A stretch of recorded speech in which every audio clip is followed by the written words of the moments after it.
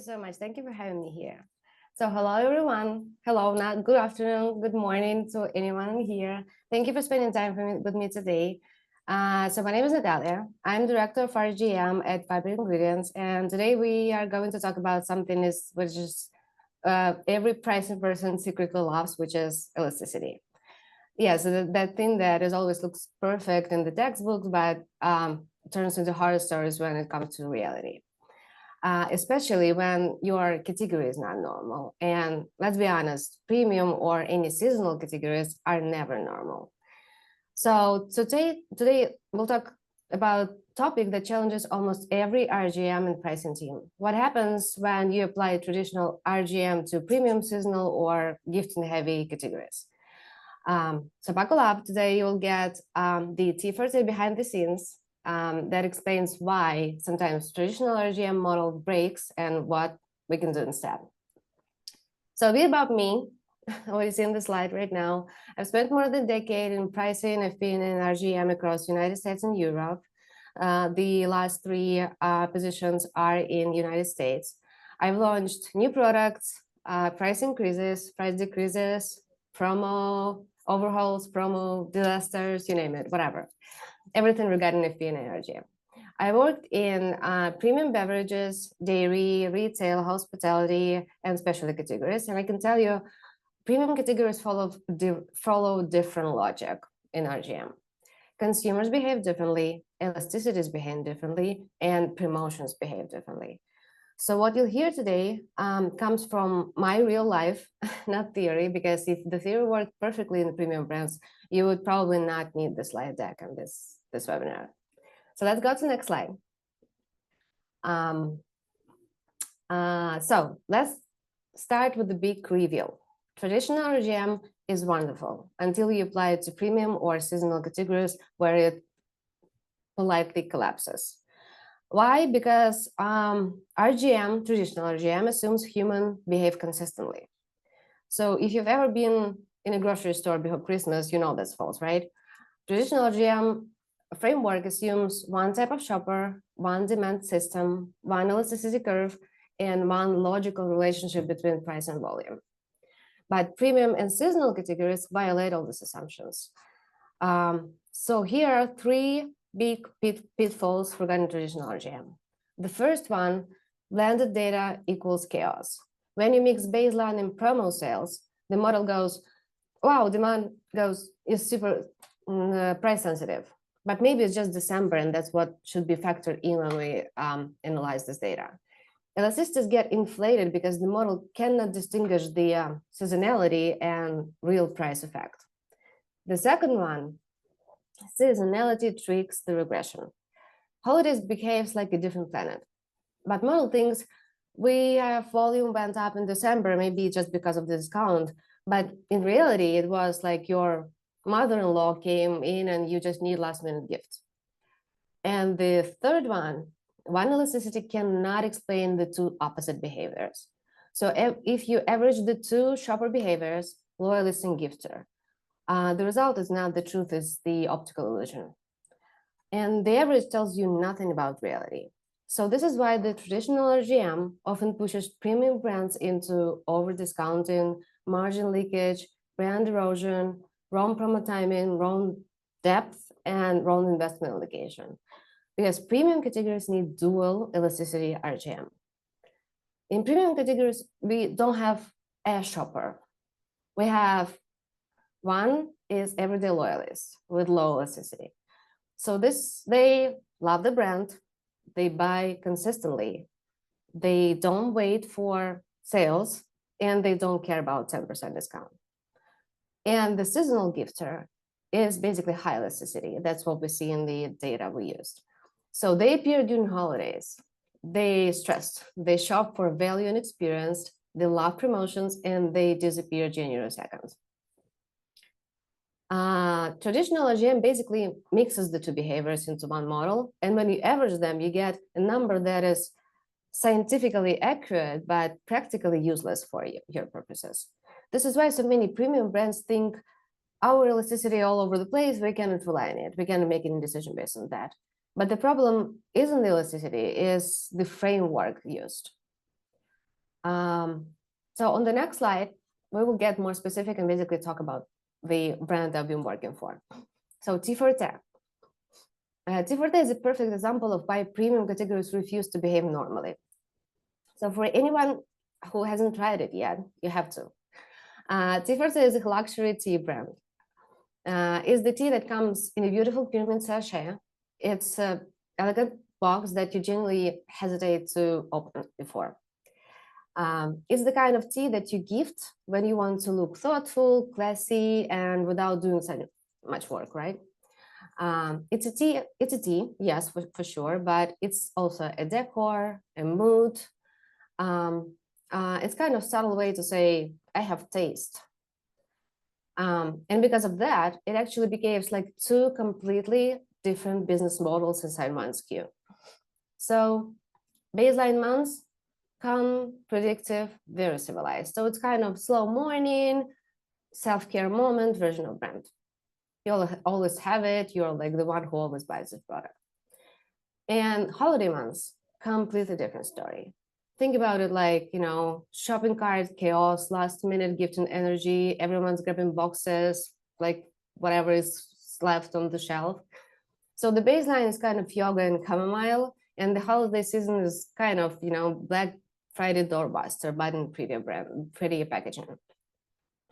When you blend these two behaviors into a single elasticity model, baseline demand, gifting spikes, and seasonal urgency, the model becomes misleading. It begins to suggest that everything is highly price sensitive, which simply isn't true. So it begins to suggest that you have to price something in a period where you don't have to. It pushes you towards unnecessary discounting, even when loyalists continue to purchase at full price without hesitation, basically. So this is exactly why separating the baseline and seasonal demand is so critical for premium categories like that. So the two elasticities, the next slide. So when we as a team, when I was working for T4T before, which is the part of JDE Pete's brand. If you don't mind, just click to the another slide, which basically shows us the elasticities. Yeah, I think this, yeah. So when we finally separated the signals, it all clicked for us. So the baseline elasticity is low. Loyalists are not price sensitive. And the promotional elasticity is high. So gifting shoppers respond aggressively to promotions. But we also have seasonal elasticity, even higher. The emotional urgency amplifies promo responsiveness at those periods. So this is where basically the magic happens. You stop discounting in the month where it doesn't matter. You protect margins. You target the right shopper at the right time, which is what RGM is. And the best of all, you do not destroy your premium positioning. And finance sleeps well too, for sure. So the next slide will cover more about the baseline inelastic loyalists. So let's get specific. And yeah. It is time for a poll. I'm popping out of the off. Okay. Sorry. The first interactive element of today, a poll that we want to ask the audience. Let me quickly get this and launch it. And for everybody joining by phone, I will also read the question that will be on your screen right now. So how do you approach elasticity in pricing and promo planning? You use one elasticity model for both baseline and promo periods. You use separate baseline elasticity from promotional elasticity. You do not use elasticity formally at all. If you have anything other, please specify in the chat. I see a question from Ralph already. I will answer you in a second. And then you can also type not answering. We are at 50% participation rate already. Let's get this up to 60, and then I will share the results with you, Natalia, and Ingo, as well as with the audience. I'm curious, thank you. And we are at 64%. Thank you, everyone, for indicating your choice. I will end the poll now and share the results. Natalia, Ingo. No, you cannot see it yet. Now you should be able to see it. What do you think? One elasticity, 30%, right? Then we separate elasticity from promotional elasticity, 44. do not use formally 18% and then not involved in pricing 9%. Yeah, which is great. The most of the responders basically do separate baseline elasticity from promotional, which is great. Which is the right thing to do, especially when you have the specific category like that. Okay. Ingo, you're on mute, I think, if you're saying something. So yeah, I think, Natalia, in your case, it looks like you're in the comfortable situation in this example where you can split them by dates. So you have you know that on Valentine's Day, for example, most will be of like shopper type 2. It's probably, maybe we can discuss it towards the end when it's not so easy to split the different groups, right? So when both groups show up every day, for example, or can show up. Yeah, I can explain. So basically, like, since we have separated the baseline and promotional, we can also kind of segment the type of the point of sale, right? Because those point of sales basically means a lot in terms of like where the gift purchase was made. So when we were analyzing the data, we basically were separating the traditional grocery store, the one with like, convenience store where it just was presented. The T4CA was heavy e-commerce brand, so it was also presented in there. So we should have separated that type of the shopper at that time, because we had a lot of analysis when we had we have to see when and how the specific shopper, we knew exactly what his name and when he is like, located, when he was purchasing from the website. So when the brand is heavy in e-commerce, that's much easier for sure, because there's so much data to analyze for the specific customer, exactly who is loyalist, who is the gifter. Yeah, makes sense. Perfect. All right. So I'll click that away and then we go to the next one, right? Yeah. I think it's baseline. Yeah, baseline. So let's get specific. During baseline months, what we saw, T4T took, we took the price increase of 22% to one of the SKUs we had in the portfolio. We would expect, all of us would expect the volume drop, except it didn't. The baseline actually increased by 9%. And we figured that out. Why? Because the product is not just tea. It's identity, it's ritual, it's gifting to yourself, it's the little moment of the day that people are not willing to compromise.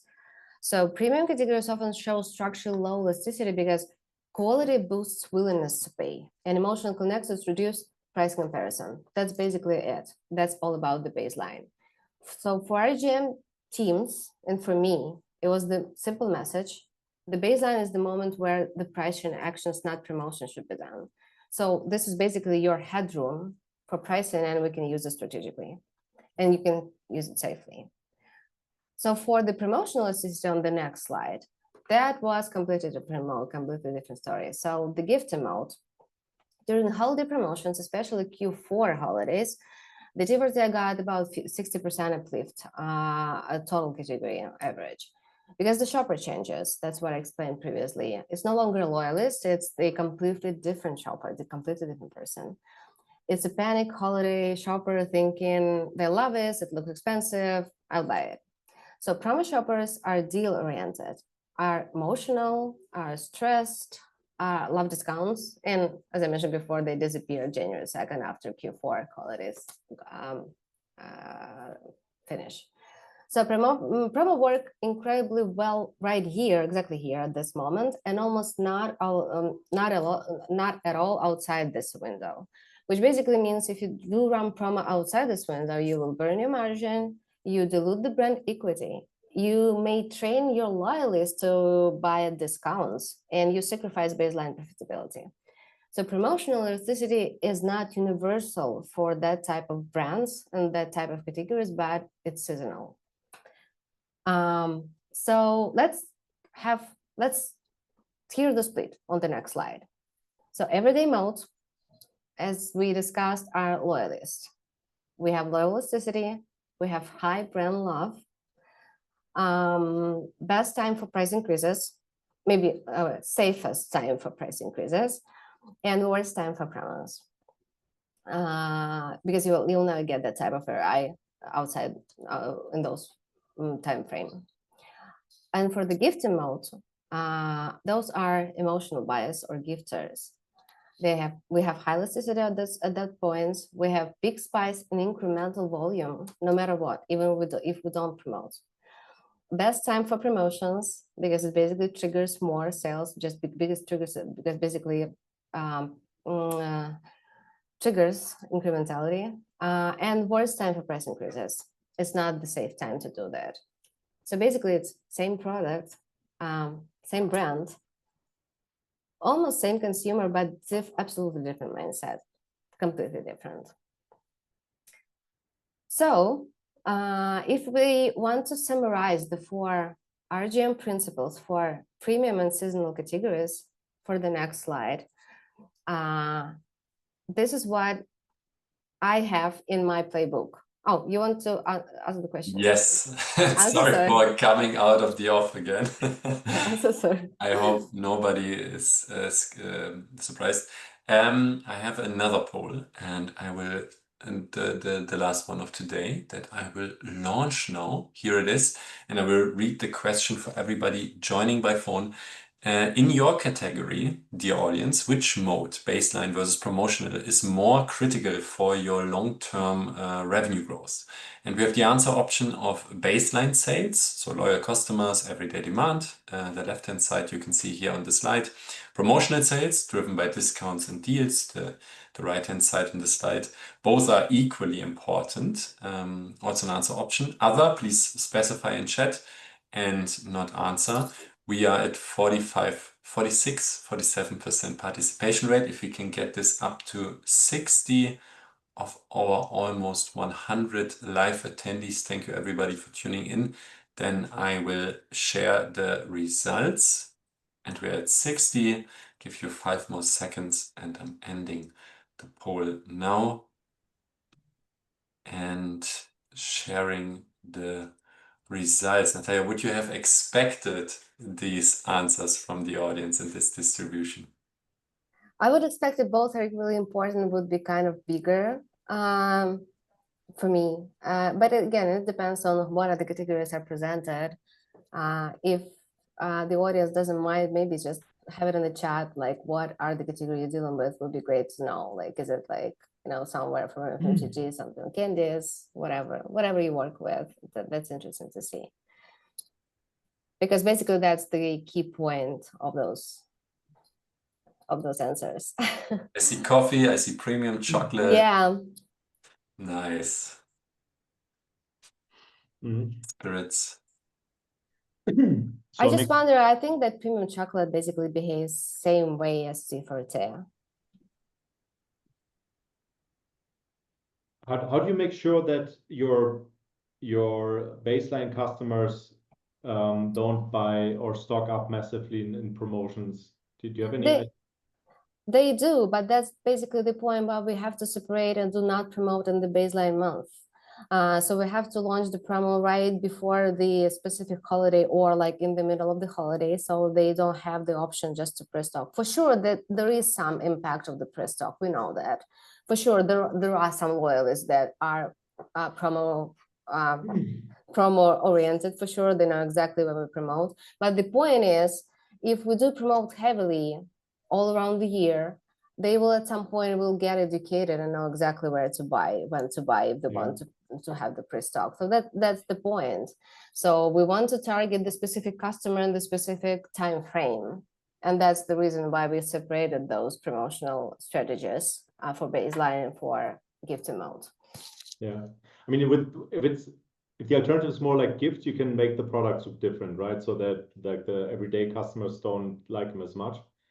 That could be a way to differentiate the products. Because I remember in some other category, it's just a story a bit further away, but it was in shirts, like Brooks Brothers. I remember because I was also one of those customers. They had like after Christmas 2-for-1, like massive sales.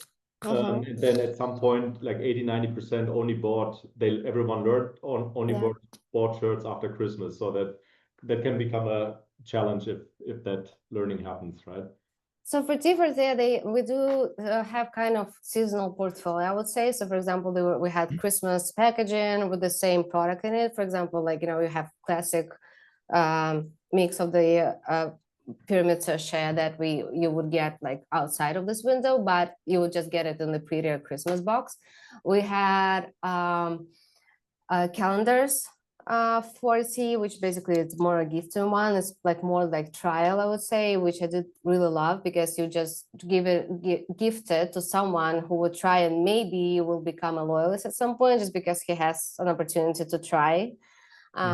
Yes, there were some specific SKUs that were just launched before the holiday for the specific one, but the thing is that we were not up to promote those, because those were specific. They were already presented for the specific holiday. There was no need to support them additionally. That was the goal. Yeah, so we basically supported with promotions in the holiday season, mostly like the core portfolio that's basically lives all year round. Perfect. I'll turn this off. Next slide. Yeah. Yes. Oops. I think it's just more like key takeaways, my playbook that I just, noted for myself. So let's summarize. The 4 core RGM principles for premium and seasonal categories, like tea, for example. So the first one, split your data. Baseline doesn't equal promo, and for sure doesn't equal seasonal promo. We have to separate those 3. It's impossible to make any good decisions from the blended signals. That's the key outcome for me. The second one, recognize dual elasticities. Your pricing and promo levers must match the shopper's mindset. Pricing and promo planning must be driven by 2 demand systems, not 1. The third one, be smart with promos. Promote when it works in a specific time frame, and not when you just feel you should run something, or like the competitor did run something, so you have to. So seasonal window delivers the outsized ROI. Year-round discounting destroys premium positioning and trains your loyalists to buy at discount. And the fourth, aid behavioral understanding. I think that's the key one. I think it's not just regarding this premium category, but just overall. Data tells you what happened in a specific period, specific category, specific market, but behavior tells you why it happened. And we in RGM, I don't think it's kind of no-brainer. We need it both. So for me, that's the future for the premium categories, but also can be applied for the other categories as well, because there are some interactions between the different categories and different types of products within the FMCG segment. So I think that's it from my side. I hope that this framework would help you to rethink how to run promotions and pricing in premium categories, and get you some ideas or some ways to look at this data before you're making decisions within your category. Thank you. Perfect. Thanks. First of all, let me congratulate you and thank you for the presentation. Thank you so much. Everyone else. I think so for me, for sure, insightful. I think here and there add some ideas how we could also help like understanding how shoppers differ in how they make decisions, for example. But I think next, Jonathan, I think we'll have some questions from the audience, and Natalie will forward these to you so that you can maybe. Yes. Yes, we have a couple of questions from the audience. The first one comes from Ralph pretty early into the session. So you might have touched upon this, but he wants to know basically how have you segmented these baseline versus seasonal promo shoppers in your elasticity models, and have you faced any challenges in the process of doing so? Well, let's start with challenges. It's always a challenge to find the way to look at the data. It's always kind of a subjective way to think through and like to see how the data looks like and what the outcome you can get from the same data. It's important to have kind of second pair of eyes for sure in the RGM team or in the finance team, what we really see in the data. It's important for me to track it historically, to have it not only like in the one time frame, but basically have it for a longer period to see what happened over the years, to make sure that we really see the right trends, kind of, have a sanity check of the data and what we really see.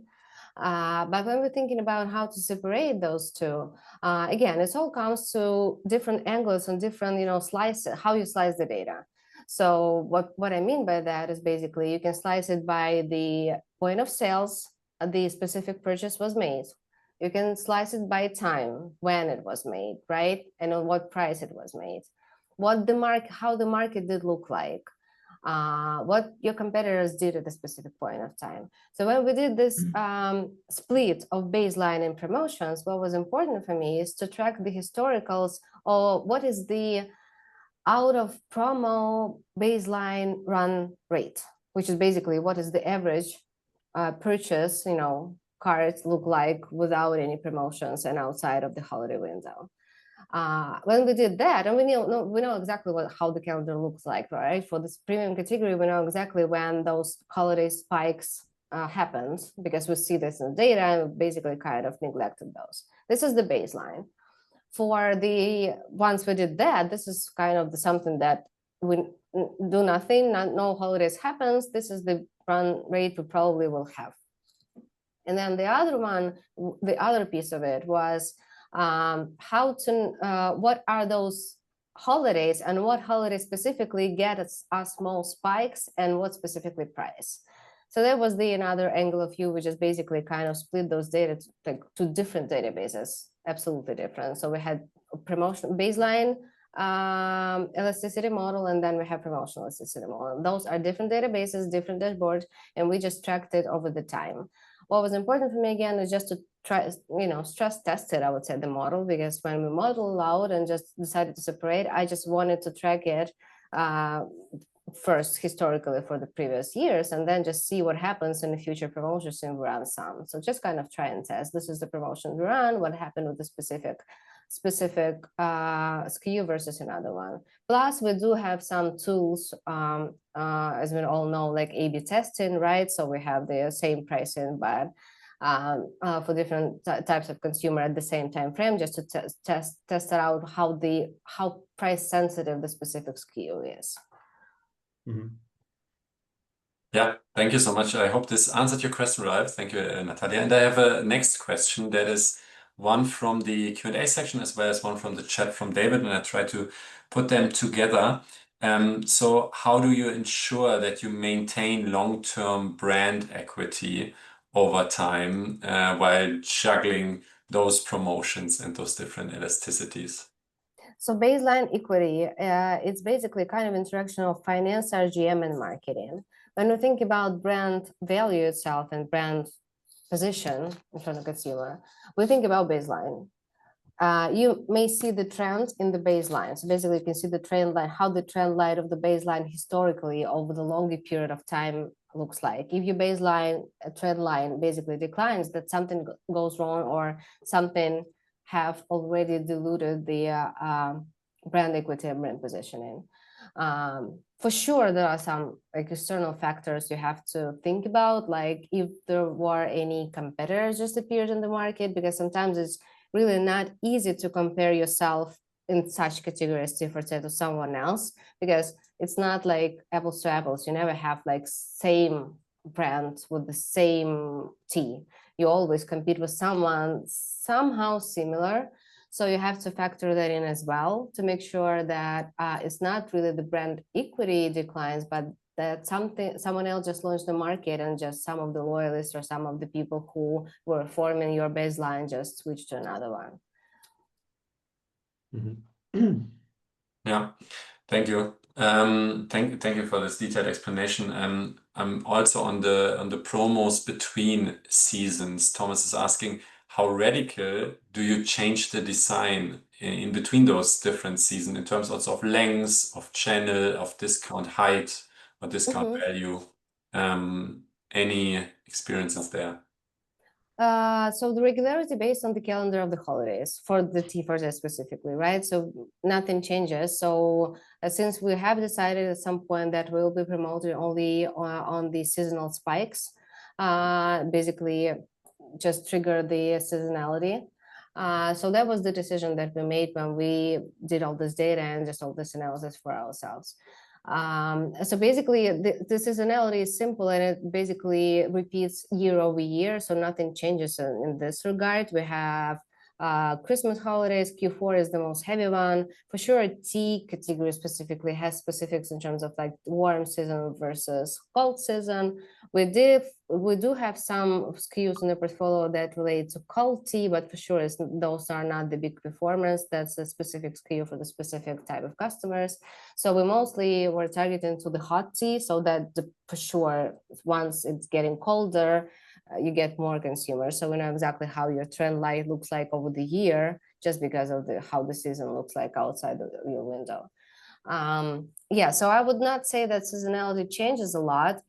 Since we just track it consistently, month over month and year over year, we could see how the trend changed. But the thing is that it didn't in terms of seasonality, I would say. But for me, I think it's important to track it regularly on a regular basis, at least once a quarter. But I did it like 2 months, 2 months, just to see how the trend looks like. And then once we did run some promotion, especially the heavy one, this heavy discount, it was important to track the result, basically, to make sure that we get the right learnings for the future promotions we're going to run for the next season. Great, thank you for that. Ingo, you also wanted to share something on the promotion for different kinds of products. Was I right to catch that during the presentation? No, I think I asked the questions that I had on the different segments and so on. I think that was, I mean, that's always the challenge, right? How to separate them, and there are different opportunities you have in different categories and so on. And that's important to re-understand, like the micro dynamics in your industries, what you can use. Yeah, there are lots of industry examples typically. Yeah, I totally agree. Like, it's just the more granular you can go, the best. What I mean by that is basically where are the shoppers met your product when they did buy it, at what price, and what specifically portfolio was presented. Because sometimes you have differentiated portfolio for the different channels, so it's really hard to, compare those, right? Yeah. Yes, but again, I would say, since the cheaper specifically at some point was really heavy in e-commerce, that was so easy to track your specific consumer, who is that and where is it bought, like even geographically. So yeah, it was the important part of this exercise when we did this analysis for splitting baseline and promotion. Great. Yeah. As we're also approaching like the end, another question from Dane on loyalty card data. I do not know, but have you found any value in leveraging this type of data to validate baseline versus promo volumes or elasticity sanity checks? Come again? What's the type of data? Loyalty card. Loyalty card data. Yes, for sure. We have the loyalty card data card type of, not promotions, but kind of tracking this on the e-com site, for sure. And in US specifically, there is such type of loyalty programs called subscription, which also works well. So we know exactly who is buying it, what period, and basically kind of, have the stable demand for so those type of customers. And we know exactly who is our loyalist, right? Because the one who is making the subscription, like to reorder like in 2 months, there's definitely someone who definitely knows he will need this tea. Yes, but I would say the loyalty card data is not like was not specific for tea, but I know there is a lot in more like small appliances, like more like not about something eatable, but more something like on the appliances. I have never worked on that side, but I think that's also has a lot of it gives you a lot of understanding who is your customer, because basically the one who gets this or who buys that is basically someone who will probably get back to you again and repurchase.